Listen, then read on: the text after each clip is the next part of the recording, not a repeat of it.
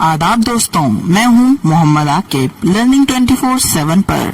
तो आज फिर मैं आपके लिए एक और न्यू वीडियो लेकर हाजिर हुआ हूं।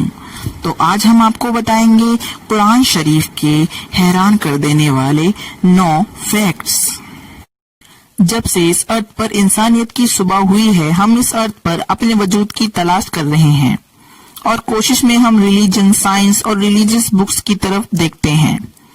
कुरान इस्लाम धर्म के अन्यायों की सबसे बड़ी किताब है। आज की इस वीडियो में हम आपको कुरान शरीफ की कुछ ऐसी ही रहस्य बातें बताने जा रहे हैं जो आपको हिला कर रख देंगी। स्वागत है आप सभी का लर्निंग 24/7 यूट्यूब चैनल पर एक बार फिर से। वीडियो शुरू करने से पहले ये जानना जरूरी है कि कुरान कोई साइंटिफिक किताब नहीं है, मगर कुरान में कई साइंटिफिक और हिस्टोरिक फैक्ट्स मिलते हैं, जिनमें से कुछ बातों को समझने में तो हम सफल हुए हैं, लेकिन अभी भी कुरान शरीफ में कई ऐसी बातें मिलती हैं जिन्हें हम आज तक समझने की कोशिश कर रहे हैं। कुरान में कुछ ऐसी भविष्यवाणी भी की गई हैं जो अब तक सच हो चुकी हैं। आइए मिलकर जानते हैं कुरान शरीफ के सबसे चौंकाने वाले facts. Number 1, origin of life, जीवन की उत्पत्ति। हम सभी जानते हैं कि पानी जीवन के लिए सबसे जरूरी तत्व है। कुरान शरीफ इसी विचार पर एक दावा करता है। कुरान कहता है, जिंदगी पानी में पैदा हुई है। पानी को अर्थ पर जीवन की उत्पत्ति के लिए मूल्य तत्व माना गया है। इसकी कंफर्मेशन इस बात से होती है कि अर्थ पर रहने वाले मैक्सिमम लिविंग थिंग्स के सेल्स या कोशिकाएं पानी से बनी हुई हैं। मिसाल के लिए किसी भी जंतु के सेल्स या साइटोप्लाज्म 80% पानी होता है। फैक्ट यह है कि जीवित प्राणी ज्यादातर पानी से ही बने होते हैं और ये भी कंफर्म हो चुका है। कुरान ने ये बात सदियों पहले कही थी और इसकी पुष्टि माइक्रोस्कोप की डिस्कवरी के बाद हो गई थी। नंबर 2, आयरन, लोहा प्राकृतिक रूप से धरती पर पाए जाने वाला मेटल नहीं है। ये अर्थ पर अंतरिक्ष से आया है। ये अपने आप में चौंकाने वाली बात है, मगर ये सच है क्योंकि खुदाए बारी ताला का कुरान कभी भी झूठ नहीं बोलता और इस बात की कंफर्मेशन साइंटिस्ट ने दे दी है और उन्होंने खोज लिया है कि अरबों साल पहले पृथ्वी की टक्कर उल्कापिंड से हुई थी। अद्भुत बात यह है कि ये उल्कापिंड लोहे से बने हुए थे और अर्थ से टकराने के कारण जबरदस्त विस्फोट हुआ जिसमें ये फैल गए। कुरान का लोहे के प्रेजेंस पर 57-25 आयत में कहना है कि हमने लोहे को नीचे धरती पर भेजा है समस्त मानव जाति के फायदे के लिए। लोहा धरती का नहीं मगर दूसरे दुनिया से आया है। नंबर 3, स्काई इज प्रोटेक्शन, आसमान हमारी हिफाजत करता है। अर्थ को सन की हार्मफुल रेस से बचाने में आसमान एक बहुत ही महत्वपूर्ण रूप अदा करता है। अगर आसमान नहीं होता तो सूर्य की रेडिएशन पृथ्वी पर पूरे जीवन को जलाकर नष्ट कर चुकी होती। आसमान अर्थ के चारों ओर लिपटे हुए कंबल की तरह है जो हमको जमाने वाली ठंड से भी बचाता है। आसमान के ऊपर का तापमान लगभग 270 डिग्री सेल्सियस होता है। आकाश पृथ्वी पर ग्रीन हाउस इफेक्ट पैदा कर यहाँ के जीवन को सूर्य की रेडिएशन और अंतरिक्ष के जमा देने वाली ठंड दोनों से बचाता है। ये आसमान के कुछ ऐसे काम हैं जो हमें प्रोटेक्ट करते हैं। कुरान शरीफ हमसे आसमान को समझने के लिए एक आयत में कहता है कि हमने आसमान को तुम्हारे लिए एक हिफाजती छत बनाया हुआ है और तुम हमारे इशारों को नजरअंदाज कर रहे हो। आधुनिक विज्ञान के द्वारा आसमान की पृथ्वी को प्रोटेक्ट करने की क्षमता 20वीं सदी में की गई सर्च से अब साबित हुई है, जबकि ये कुरान शरीफ ने बहुत पहले से ही बताया हुआ था। नंबर 4, द माउंटेन्स, पहाड़। कुरान शरीफ हमारा ध्यान पहाड़ों के बारे में एक बहुत ही अहम पहलू की ओर खींचता है। हमने दुनिया को आराम करने वाली जगह नहीं बनाया और पहाड़ों को अर्थ का कोठा नहीं बनाया। कुरान हमें बताता है कि पहाड़ों की जड़ें धरती में बहुत गहरी हैं और असल में भी ऐसा ही है। पहाड़ धरती में काफी गहरे तक गड़े हुए हैं। माउंट एवरेस्ट, जिसकी ऊंचाई धरती की सतह से लगभग 9 किलोमीटर ऊपर है, उसकी धरती के नीचे की गहराई 125 किलोमीटर के करीब है और इसका पता लगाना 20वीं सेंचुरी की शुरुआत में प्लेट टेक्टोनिक टेक्निक के आविष्कार के बाद ही संभव हो पाया है।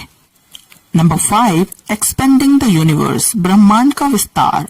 जब भूगोलीय विज्ञान अपने शुरुआती दौर में था, कुरान में यूनिवर्स के पहले का ऐलान किया गया था।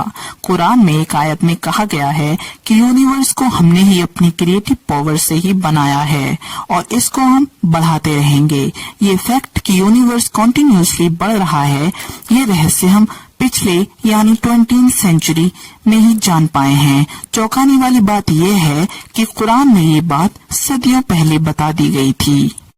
नंबर 6, सन्स ऑर्बिट, सूरज की कक्षा। 1512 में खगोलीय साइंटिस्ट निकोलस कोपरनिकस, उसने अपनी राय सन के बारे में पेश की थी। उनके मुताबिक सूर्य मंडल में सूर्य अपनी कक्ष में स्थिर रहता है और बाकी के ग्रह उसके इर्द गिर्द चक्कर लगाते हैं। ये नजरिया कि सूर्य स्थिर है 20th सेंचुरी तक तमाम खगोलीय साइंटिस्ट में कायम था, लेकिन अब ये स्पष्ट रूप से एक तथ्य है कि सूर्य स्थिर नहीं है, बल्कि वह हमारे मिल्की वे गैलेक्सी में स्लोली घूमता रहता है। कुरान शरीफ में इस बात का जिक्र एक आयत में आता है, वो जिसने चांद, सूरज, रात, दिन बनाए हैं वो अल्लाह ताला ही है और ये चांद सितारे सब अपने ही कक्ष में तैरते रहते हैं। 2 दशकों पहले तक कुरान शरीफ को भूगोलीय वैज्ञानिकों द्वारा गलत समझा जा रहा होता, लेकिन अब हम जानते हैं सूर्य से रिलेटेड कुरान का ये दावा आज का विज्ञान एकदम सच साबित करता है। लेकिन अकॉर्डिंग टू मुस्लिम्स कुरान कभी भी झूठ नहीं बोलता, क्योंकि वो अल्लाह ताला की पाक और मुबारक किताब है। नंबर 7, द ओशियन, समुंदर। कुरान शरीफ एक आयत में कल्पना को आधार बना के बहुत ही गहरी बात कहना चाह रहा है।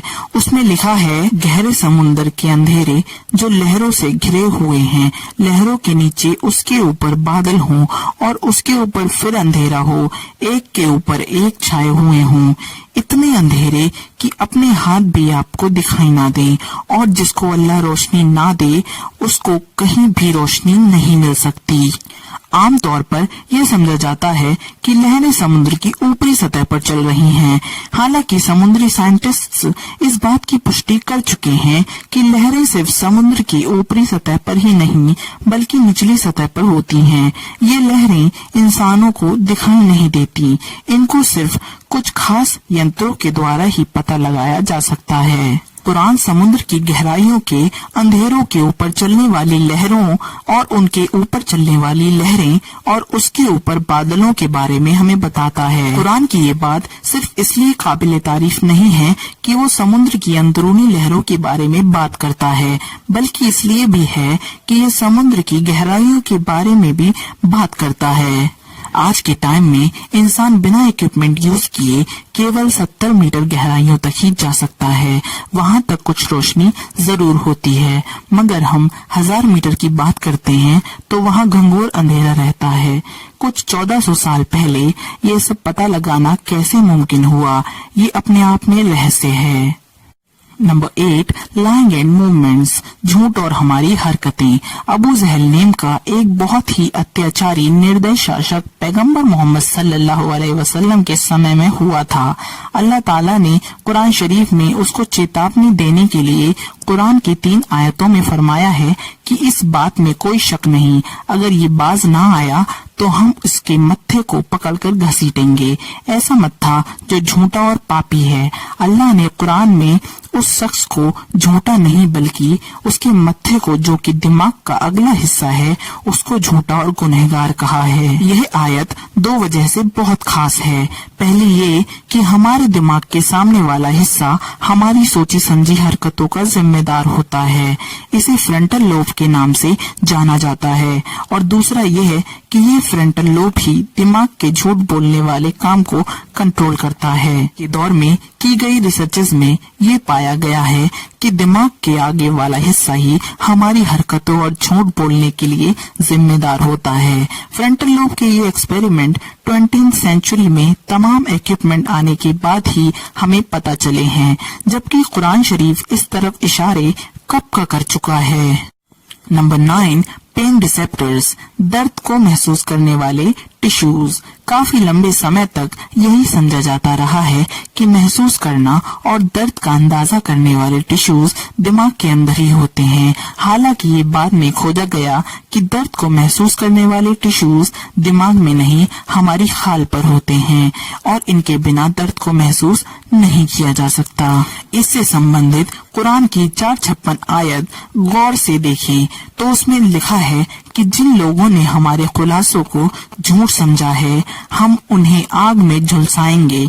जब उनकी खाल जल जाएगी, हम उन्हें उसके बदले नई खाल देंगे ताकि वो दर्द को लगातार महसूस कर सकें। बेशक हमें अल्लाह की जात पर कोई शक नहीं करना चाहिए, क्योंकि अल्लाह सर्वशक्तिमान भी है और बुद्धिमान भी है। कुरान शरीफ ने इस बात को 300 साल पहले ही स्पष्ट कर दिया था कि दर्द को महसूस करने वाले टिश्यूज स्किन में ही होते हैं, न कि दिमाग में। ये खोज हाल ही में जीव विज्ञान के कई खोजों में एक है। तो दोस्तों, ये थे कुरान में पाए जाने वाले कुछ शॉकिंग फैक्ट्स। ऐसे ही इंटरेस्टिंग और नॉलेजेबल वीडियोस लेकर हम समय समय पर आते रहते हैं। जुड़े रहिए हमारे साथ और सब्सक्राइब करें लर्निंग 24/7 चैनल को। आज के लिए इतना ही, इजाजत दीजिए। बहुत बहुत शुक्रिया।